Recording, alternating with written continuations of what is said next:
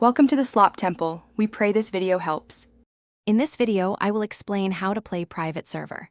Playing on a private server can open up a whole new world of gaming, offering unique experiences and often custom content not found elsewhere.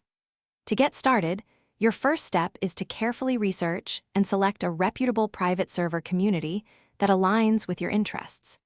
It's also crucial to ensure your computer meets the server's minimum system requirements before proceeding, saving you potential headaches later on.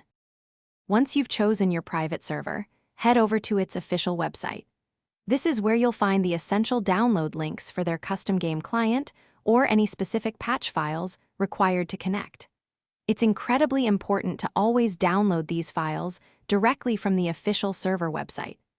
This practice helps ensure the integrity of your game files and protects your system from potentially malicious software or viruses. After downloading, the next step is to install the custom client or patch.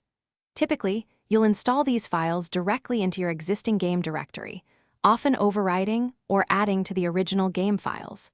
Make sure to carefully follow any specific installation instructions provided on the private server's website, as these can vary. Finally, take a moment to configure your in-game settings and client options for optimal performance and a smooth experience. With the client installed, you're almost ready to play. First, you'll need to register a new game account directly on the private server's website. This account is separate from any official game accounts you might have.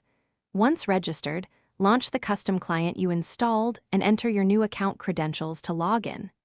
If you encounter connection issues, check your firewall settings or verify that all your game files are up to date, as these are common culprits. Thanks for watching. Consider subscribing if we helped you.